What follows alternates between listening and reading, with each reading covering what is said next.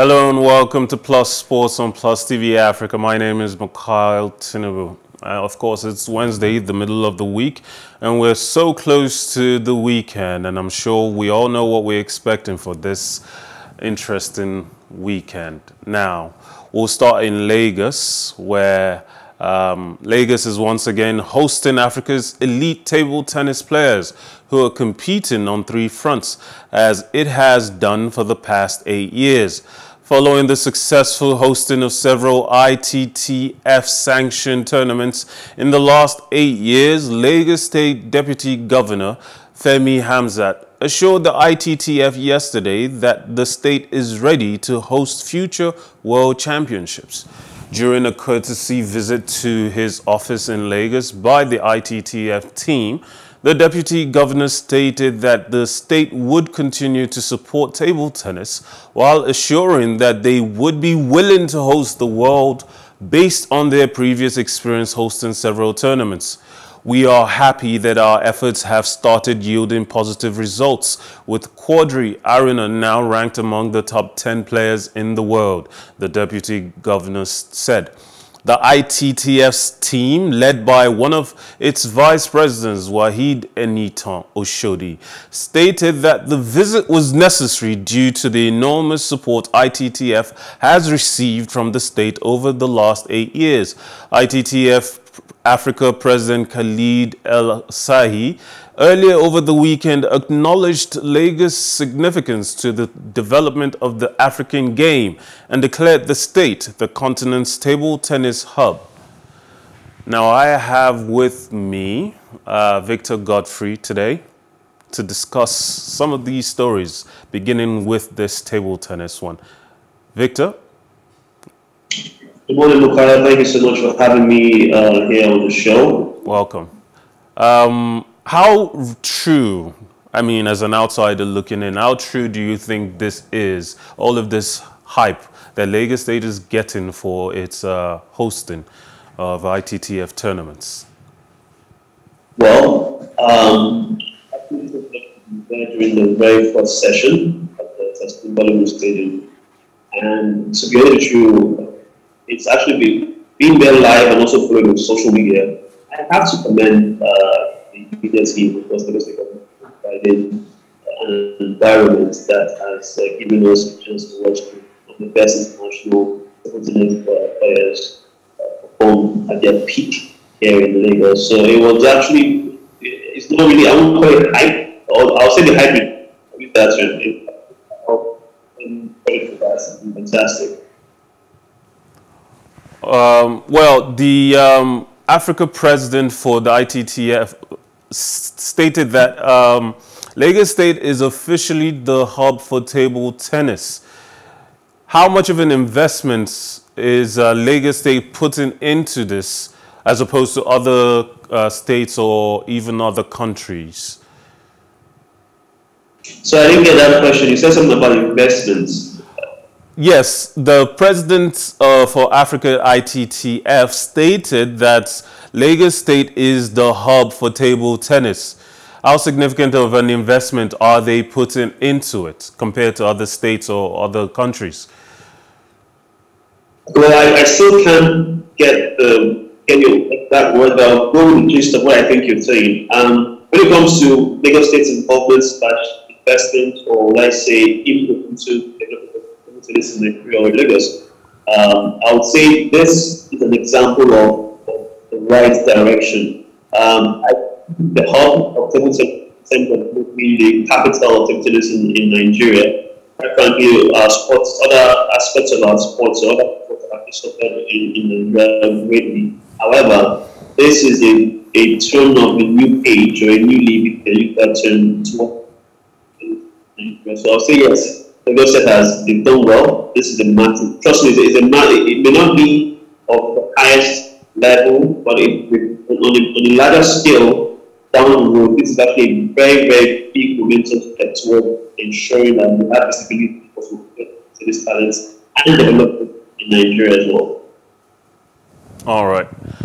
The British government has issued a license that permits the sale of Chelsea to a consortium led by Los Angeles Dodgers part owner Todd Boehly and backed by Clear Lake Capital, Sports Minister Nadine Dorries said on Wednesday, May 25th.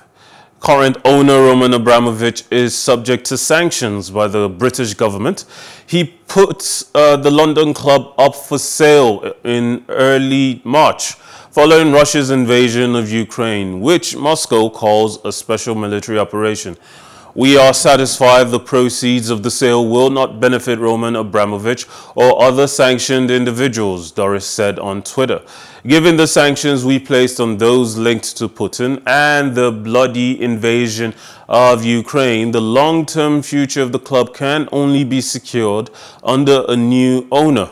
On Tuesday, the consortium, which agreed terms to acquire Chelsea for £4.25 billion earlier this month, passed the Premier League owners and directors test. Chelsea had been operating under a government license since Abramovich's assets were frozen in March, and it was set to expire on May 31st. The club had earlier confirmed that all proceeds from the sale will be donated to charitable causes by Abramovich. We are now satisfied that the full proceeds of the sale will not benefit Roman Abramovich or any other sanctioned individual, said a government spokesperson. We will now begin the process of ensuring the proceeds of the sale are used for humanitarian causes in Ukraine, supporting victims of the war.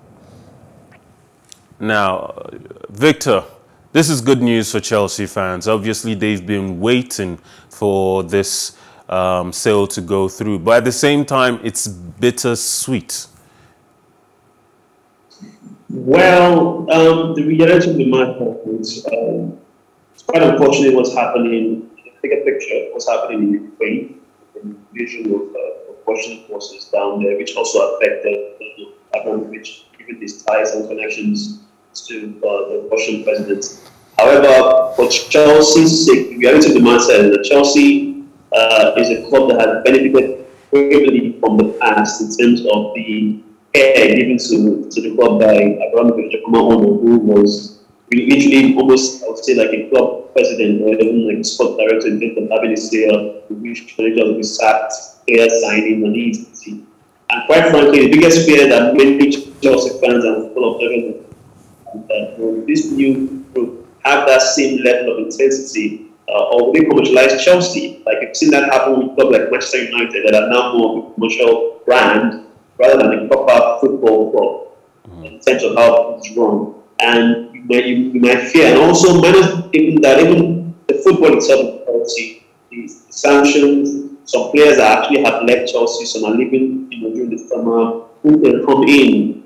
There's so much uncertainty going on. So sooner this is done, which is good news to an extent. But the reality of the matter is that Chelsea, I think, fans should buckle up. Chelsea fans should buckle up because they're going to be in for a few rough seasons before things stabilize and most likely go back to normal. Okay, so what I'm getting from you is that we shouldn't, and Chelsea fans shouldn't, expect the same level of intense investment into the club as they had under Roman Abramovich. Yes, that is definitely true. I don't think, it's pretty obvious. It's obvious that Roman loved Chelsea. It wasn't just a club owner, he literally really loved the club. And you can clearly see in terms of the money and resources that were pumped into ensuring that Chelsea had the success of that from the mid-2000s up to this point. Yes, that is going to suffer. That's not going to be the same. They won't have that level of support, both financial and otherwise, that they enjoyed in the past. But the reality of the matter is they will have to buckle up now. Chelsea will have to tighten up their belts and try and just grind out this really rough period. And most likely, Victor, going forward, but we don't know the intentions of the new owners. Victor, with the profile,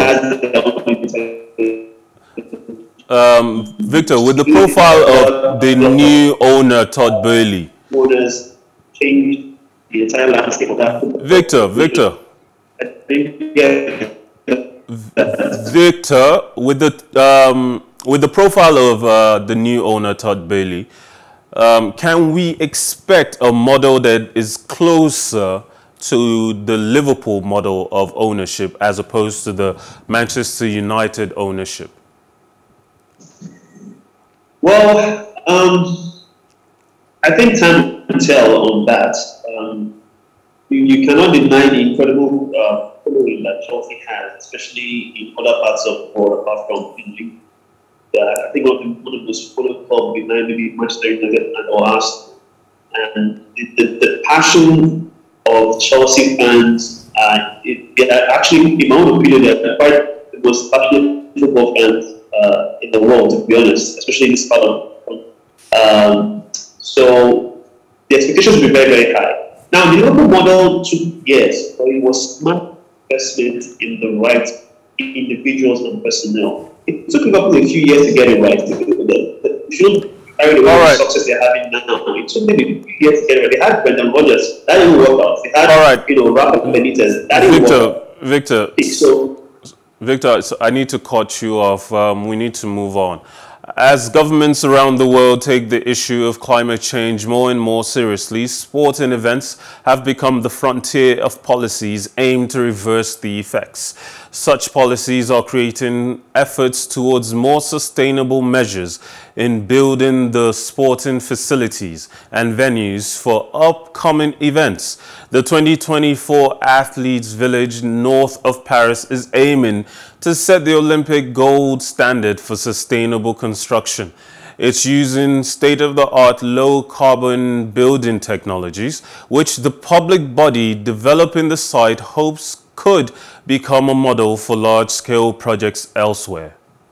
And in an end of an era, Jo-Wilfried Tsonga gave Norway's 8th-seeded Casper Ruud a run for his money in a tight French Open first-round battle, but predictably headed into a tear-jerking retirement with a 6-7-6, 7-6-4, 6-2, 7-6-0 defeat on Tuesday. The Frenchman, whose career had been hampered by multiple injuries in recent years, fought for almost 4 hours before bowing out in tears. The Court Philippe Cartier crowd gave him a standing ovation as the 37-year-old knelt on the red dirt after being unable to put up more of a fight because of shoulder pain. It was the latest in a series of physical problems that saw the former world number 5 drop to 297th in the ATP rankings. Tsonga, one of only 3 men to beat Rafael Nadal, Novak Djokovic and Roger Federer, when each was world number 1 and an Australian Open runner-up in 2008, had not won a match on clay in almost 3 years, and there was no miracle despite the occasion. Tsonga, who won the 2017 Davis Cup with France, was greeted on court by all of his former coaches and his parents wearing a Missy Joe t-shirt, as well as his children. His former Davis Cup teammate Richard Gasquet also came onto the court to embrace him hours after beating South African Lloyd Harris 6-1, 6-3, 6-4. Thank you, Victor, for joining us on the show today. Thank you so much for having me. Always a pleasure. Have a wonderful day. And to everyone at home or at work, wherever you're catching Plus Sports and Plus TV Africa, we're always thankful that you choose this as your destination for all of your sports news. As always, my name is Mikhail Tinubu, and I remind you, life is never boring with some sports. Have a wonderful day.